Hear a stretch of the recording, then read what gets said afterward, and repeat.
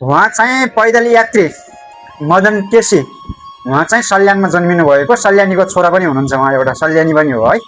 र उहाँ चाहिँ देशैभर 5 वर्ष पैदल यात्रामा निक्लिनु भएको छ। आज निक्लेको झन्डै 6 दिन जति भइसकेको छ। र उहाँको उद्देश्य भनेको नेपालको 77 जिल्लामा पैदल यात्रा गरेर सबै जात जातीय, सबै वेशभूषा, सबै वर्ग, सबै हिमाल पहाड तराई सबैलाई समेट्ने एउटा उहाँको उद्देश्य छ। एकदम राम्रो, यो उद्देश्य एकदम राम्रो उद्देश्य हो।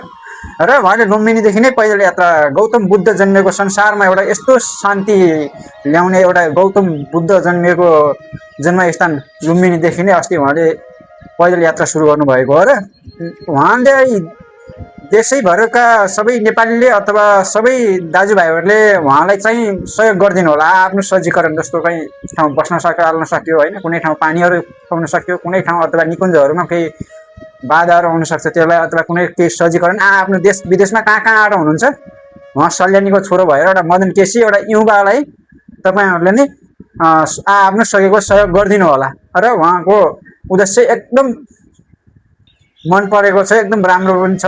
र सबैले आफ्नो सहयोग गर्न सबै ठाउँमा यो भिडियो पुर्याइदिनु होला। जय देश, जय नेपाल।